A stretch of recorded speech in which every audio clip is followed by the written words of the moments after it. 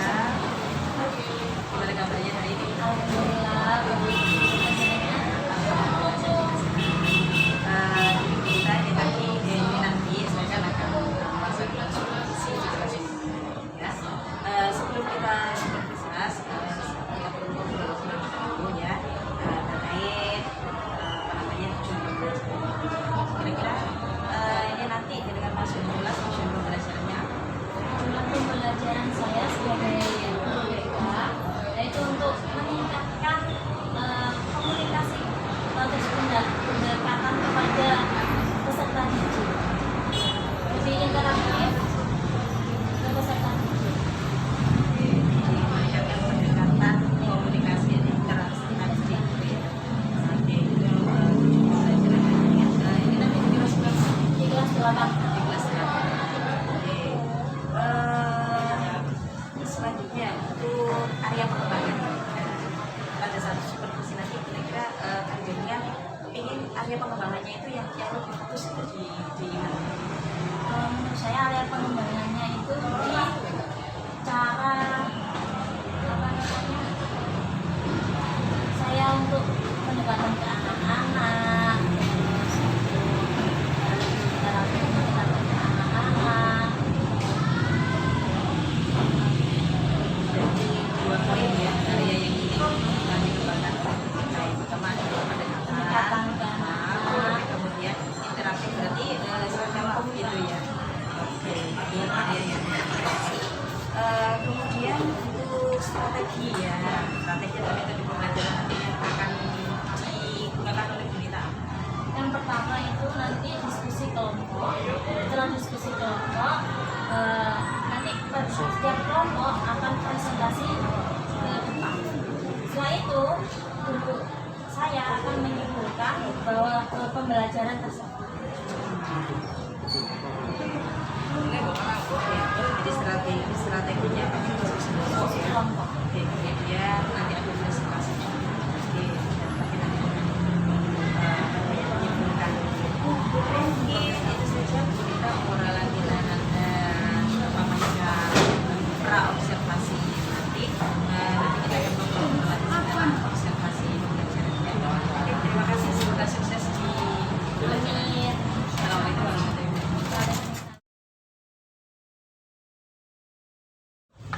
Assalamualaikum warahmatullahi wabarakatuh. Assalamualaikum warahmatullahi wabarakatuh. Bagaimana kabarnya hari ini?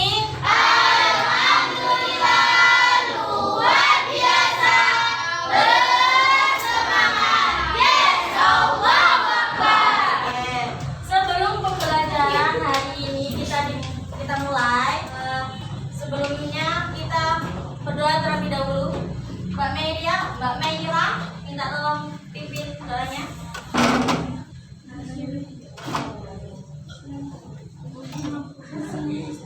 Semoga pembelajaran hari ini bermanfaat. Amin.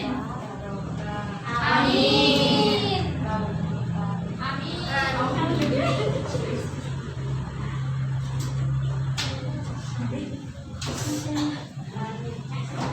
Alhamdulillahirrahmanirrahim. Kita absen dulu ya. Afifta Nanda, Aira, Andisa, Cahya Silmi, Davina, Desha, Wiandra ini, Eka Umu, oke, Eva Sri, Email sakit, Ingrid, Intan, Harirotus sakit, Lydia Safira, Luvina, Maulida, Meira Ayu, Nabila Maulidatus, Cindy Nur Khalifah. Oh, di sini Khalifah. Oke, sebelum pembelajaran kita mulai, kita ice breaking dulu, oke? Oke.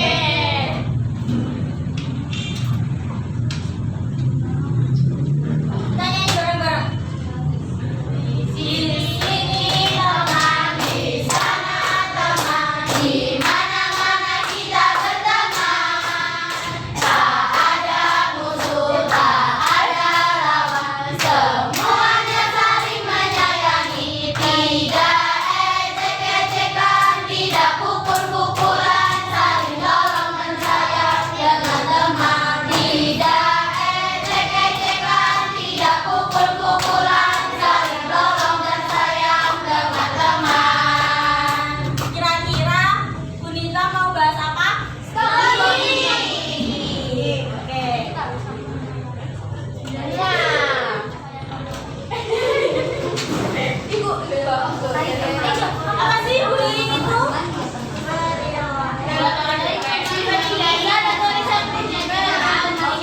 Bullying adalah penindasan atau perundungan.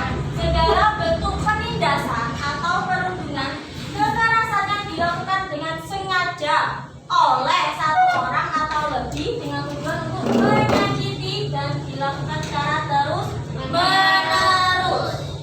Bullying, perilaku agresif yang dilakukan berulang-ulang yang terjadi di sekolah. Kira-kira teman-teman ada nggak yang di sekelilingnya sampean, temannya sampean sendiri itu melakukan bullying? Nggak ada. Kadang kita sendiri melakukan dan kita tidak sadar. Oke. Berikutnya, hukum. Ada hukumnya guys. Komitmen pengakuan dan perlindungan terhadap anak telah dijamin dalam Undang-Undang Dasar RI tahun 1945 pasal 28B ayat 2 menyatakan bahwa setiap anak berhak atas kelangsungan hidup, tumbuh dan berkembang serta berhak atas perlindungan dari kekerasan dan diskriminasi. Nah, ini datanya, data kasus pengaduan anak korban bullying meningkat. Ini dari 2016 sampai 2020 dan dikabarkan tahun ini banyak banget kasus bullying di sekolah, kasus bullying di rumah.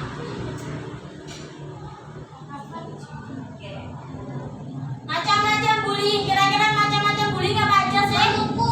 Memukul, terus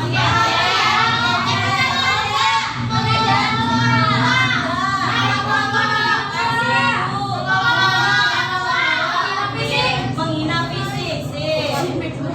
Nah ini dia di sini ada 6 macamnya kontak fisik seperti tadi memukul, mendorong, menggigit, menjambak dan lain-lain. 2. Kontak verbal langsung, mengancam, mempermalukan, merendahkan, mencela. Yang ketiga, perilaku non verbal langsung, melihatis, menjulurkan lidah dan biasanya disertai dengan bully fisik. Nomor 4, perilaku non verbal tidak langsung, mendiamkan seseorang, memanipulasi persahabatan sehingga menjadi retak, terus mengucilkan. Nomor 5, cyberbullying, tindakan menyakiti orang lain melalui media elektronik dan media sosial. Nomor 6, pelecehan seksual, termasuk pelecehan seksual termasuk bullying. Ada catcalling, siulan untuk menggoda lawan jenis, main mata, komentar atau ucapan bernuansa seksual, mempertunjukkan video pornografi dan porno aksi. Nah, penyebabnya apa, Serek? Tahu nggak penyebabnya apa? Apa? Gangguan mental, terus iri dengki, terus trauma, KMS, seksual. Nah, ini yang pertama penyebabnya, anak memiliki kontrol diri yang rendah, memiliki dendam terhadap orang lain yang mungkin ia juga pernah menjadi korban bullying. Yang nomor 3, keluarga kurang harmonis. Terus teman sebaya yang menjadi supporter atau penonton yang secara tidak langsung membantu pembuli memperoleh dukungan. Terus sekolah, lingkungan sekolah dan kebijakan sekolah mempengaruhi aktivitas, tingkah laku serta interaksi pelajar di sekolah. Yang terakhir, media massa yang sering menampilkan adegan kekerasan. Apa sih dampak bullying? Kira-kira bisa membatasi stres, trauma, depresi, gangguan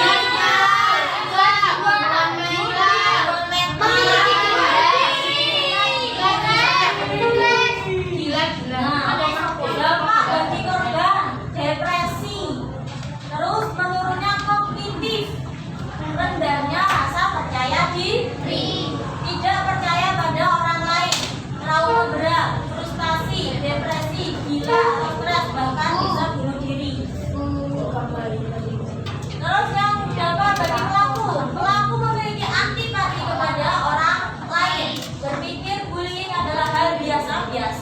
ngejek-ngejek titik aja ya, dikira biasa aja. Berpotensi melakukan tindak kriminal, lalu dapat ditindak oleh pihak berwajib, bahkan bisa dipenjara. Dampak bagi siswa lain yang jadi penontonnya, yang jadi saksinya, takut menjadi korban, berpikiran bahwa bullying menjadi hal yang biasa, mungkin akan bergabung dengan penindas, jadi ikut-ikutan sama si pelaku bullyingnya. Nah, pencegahannya dan pengentasan bullying, ada yang tahu? Ada yang tahu gimana? Pencegahannya melaporkan, terus melawan.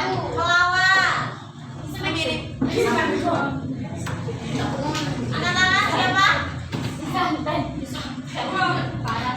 Oke, kalian. Pencegahan bullying. Yang pertama, mengenali tindakan-tindakan bullying. Jadi misal kalian harus mengenali memukul, menjambak itu sebagai bullying. Yang kedua, membangun komunikasi efektif antara guru dan murid. Jadi sangat tidak usah takut kalau melapor ke guru. Ya. Nomor 3, diskusi dan ceramah mengenai perilaku bullying di sekolah. Jadi kita bisa mendiskusikan enaknya gimana sih bullying? Saya juga biasanya diskusi. Yang kedua, menciptakan suasana lingkungan sekolah yang aman, nyaman, dan kondusif. Nomor 5, menyebarkan informasi stop bullying melalui mading sekolah. Sudah apa belum? Ini OTW. Pengentasan bullying. Mampu mendeteksi secara dini. Jadi saya harus tahu, oh ini termasuk tindakan bullying. Yang kedua, mampu melawan ketika terjadi bullying. Berani melapor. Nah ini yang wajib harus berani melapor. Jangan takut-takut. Memberikan bantuan ketika melihat bullying terjadi. Jadi misal sampean tahu ada temannya sampean yang dibully, ya jangan aja dilaporkan. Ya dari pihak sekolah melakukan pengawasan terhadap peserta didik yang menjadi pelaku dan korban bullying. Melakukan pembinaan berkala terhadap pelaku dan korban. Menangani secara langsung, memberikan dukungan atau melaporkan ke pihak berwajib. Oke. Sampai kan sudah itu. Sudah tahu ya. Sekarang berkelompok ini sudah sesuai dengan kelompoknya ya. Sudah ya. Nah, silakan sampean menyobek kertas, satu kertas saja, satu kelompok satu kertas. Satu kelompok satu kertas. Tadi sudah dijelaskan sama Bu Rita. Oke, yang pengentasannya gimana? Jadi nama ya.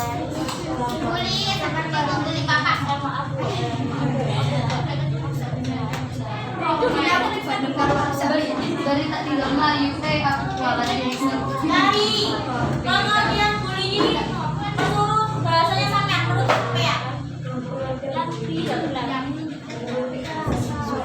bullying adalah suatu yang membuat anak depresi. Soalnya apa pengertian bullying seperti bapak? Dan mengacaukan pikiran anak, membuat anak depresi, membuat anak itu dan Tadi ada kognitivitas ini kenapa? apa? Tadi ada tulisan kognitivitas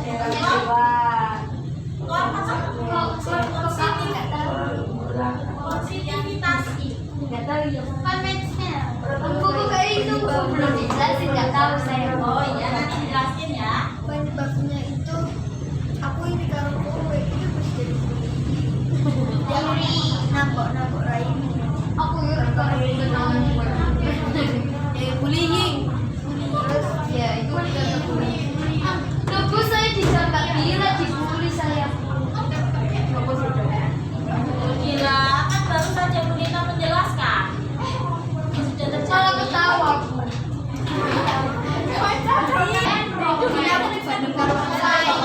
Itu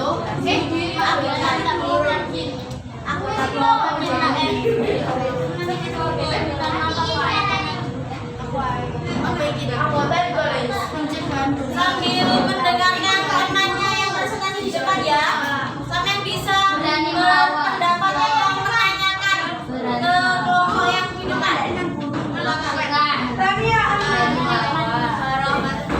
Waalaikumsalam warahmatullahi wabarakatuh. Kami dari kelompok Roles ingin memperkenalkan diri terlebih dahulu. Perkenalkan nama saya Sirani melawan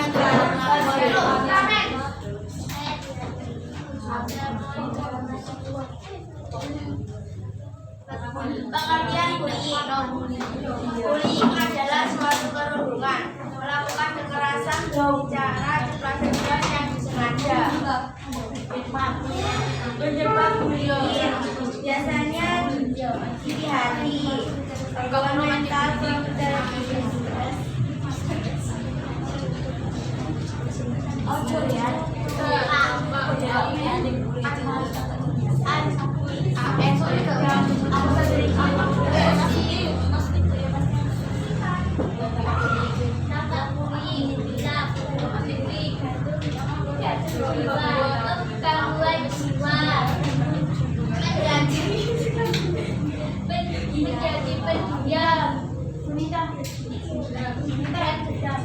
ada tanya siapa? Mencegah dengan bercakap atau dengan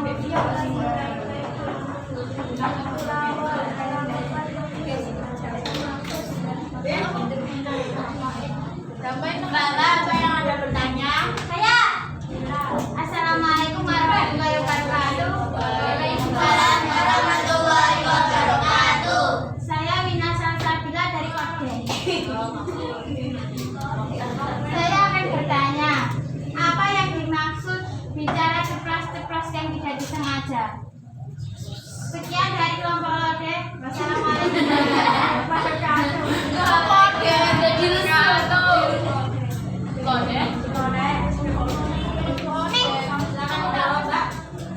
Menurut anggota ya? Oh, alah. Di sini ya. Ini tak selesai.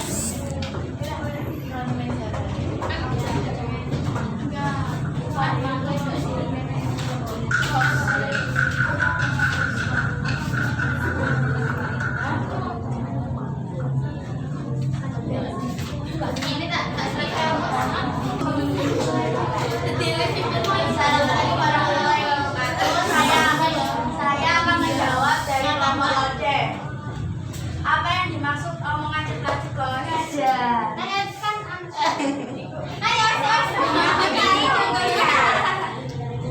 Ini tadinya. Mantep, mantep.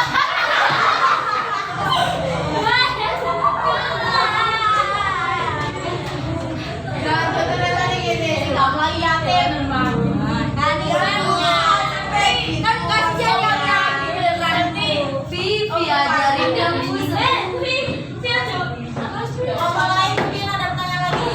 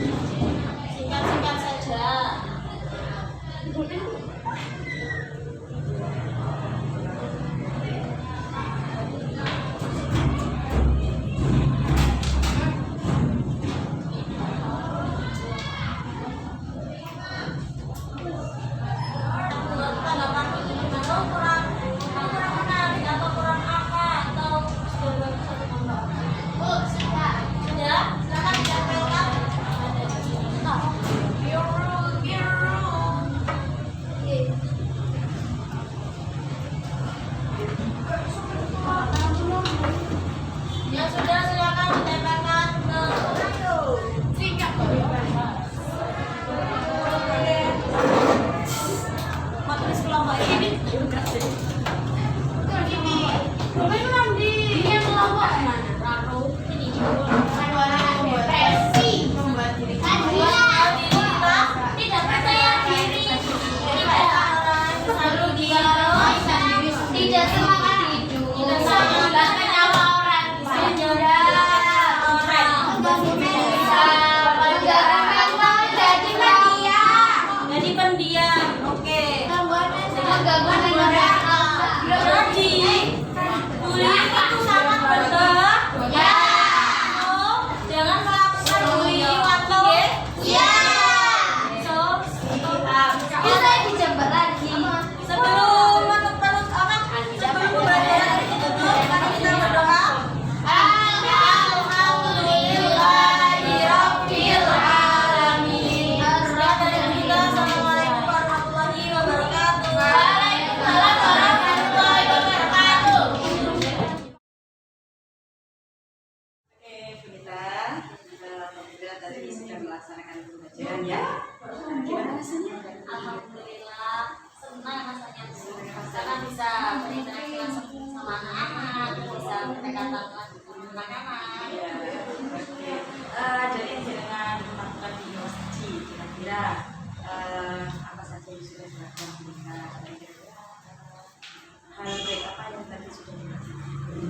Yang pertama yang saya lakukan itu bisa memaparkan bayani tentang stop bullying, bisa menyampaikan menyosialisasikan ke anak-anak dampaknya bullying itu gimana, pencegahannya gimana, cara mengatasinya.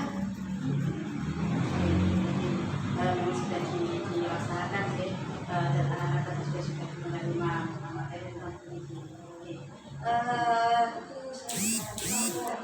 Anak-anak tadi soalnya Alhamdulillah selama pembelajaran itu anak-anak interaktif, aktif, nggak ada yang pasif, semuanya sudah dapat.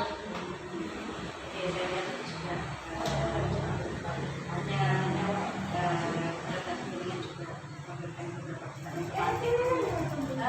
Tadi ada bisa menyampaikan beberapa catatan saya terkait tadi ya. Tadi dengan kita ya tadi kan area pengembangan yang ingin dicapai berarti pertama peningkatan terhadap kompetensi pendekatan terhadap representasi.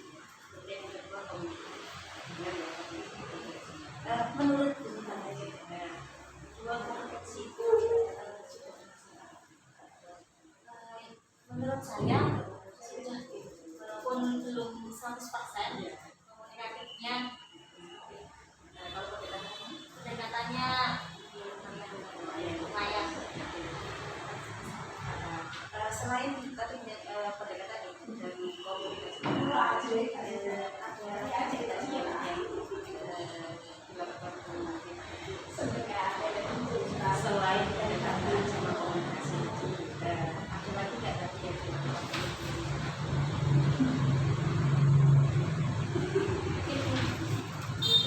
Tadi yang nyanyi tadi Oh ya, nah itu masuk bisa masuk membangun motivasi ya.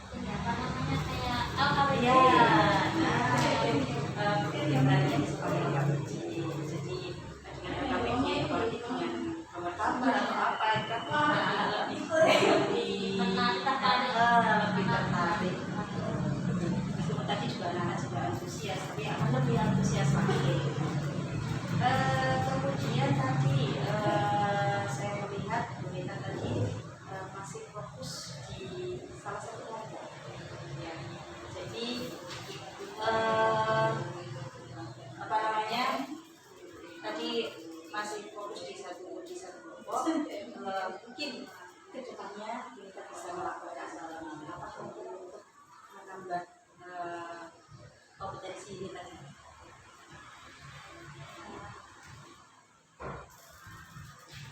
Mungkin lebih ke ini, anak-anak itu lebih aktif lagi, apa Ya. namanya, Ya, saya tadi kan melihat dengan fokus di kelompok yang sini tadi ya. Nah, sedangkan yang di sini sama di sini apa namanya kurang dipandang. otomatis saya ini harus memperhatikan juga kelompok-kelompok lain. Betul sekali. Jadi masalah pandangan kita apa namanya tidak hanya di satu kelompok, tapi juga ke sini, juga ke sana. Kemudian untuk hasil dari diskusi tadi kan panjangnya mengajak peserta didik diskusi menuangkan pendapatnya terkait dengan bullying, mulai dari penelitian, terus berapa. Nah, itu kira-kira akan lebih menarik lagi, biar lebih menarik lagi kira-kira di apa ini? Kalau saya itu anak-anak diberi sesuai dengan materi sesuai dengan mungkin daya belajarnya. Kan nanti kan medianya juga kurang. Harusnya kan biasanya kan pakai HP mungkin ada ini Google, dikasih gambar yang berbunyi kayak gimana gitu. Nah, itu bisa jadi masukan penjaringan ya, nanti pengembangan penjaringan nanti. Mungkin di hasil akhirnya. Nah, kalau tadi kan di prosesnya ya, anak-anak itu bisa apa namanya tadi nggak bisa lolos tapi sesuai dengan gaya belajarnya masing-masing. Mungkin di akhir pembelajarannya mungkin bisa didapatkan sesuatu.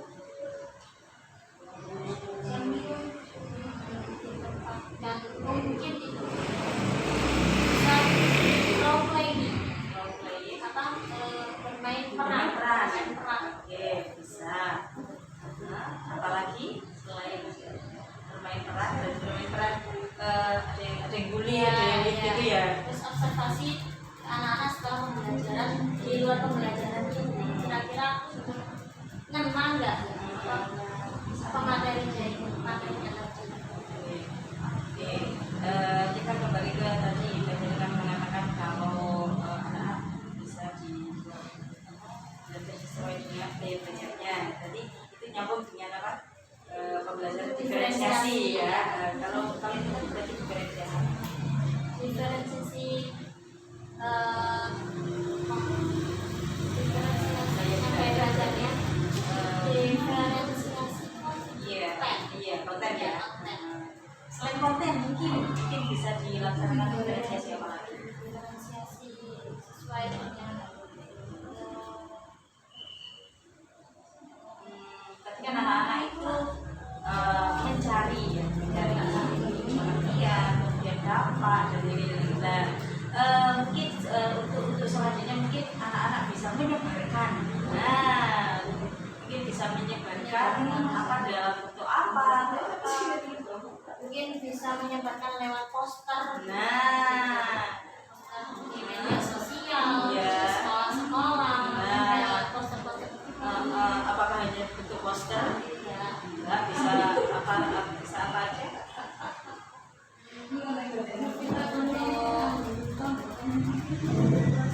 Video mungkin.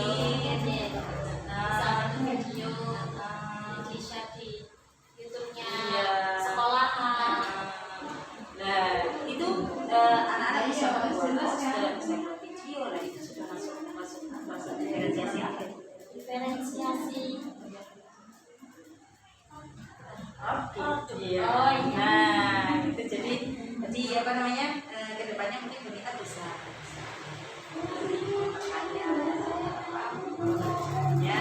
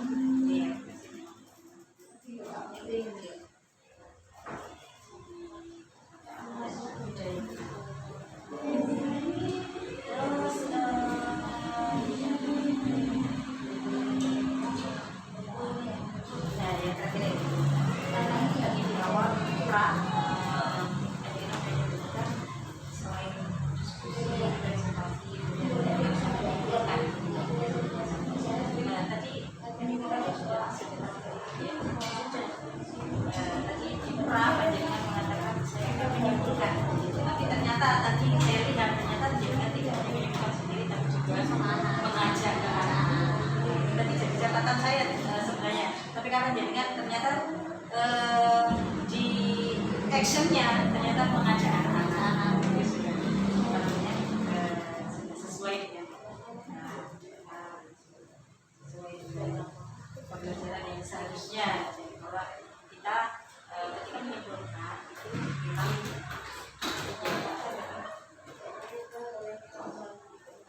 mungkin itu kita yang bisa disampaikan terkait pembelajaran yang seharusnya.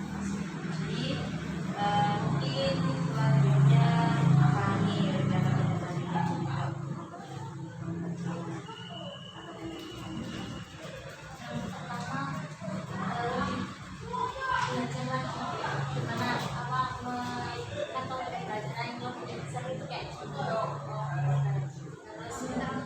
Untuk mengelola sesuai dengan sesuai dengan belajar atau dengan konten. Oke, jadi yang namanya pembelajaran diferensiasi ya.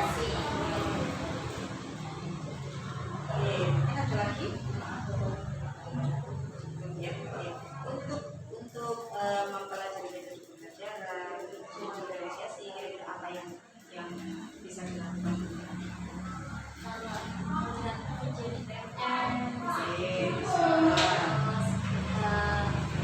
Bisa sharing-sharing dengan teman sebaya guru yang lain, dengan guru BKI di luar sekolah sana, di sekolah lain. Mungkin ada lagi selain dengan sekolah.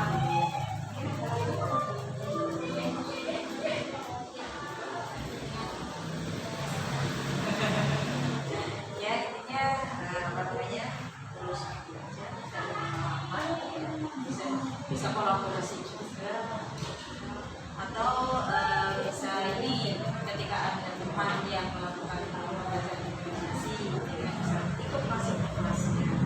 Nah jadi bisa makanya langsung dikasihkan terus bisa pilihan kapan yang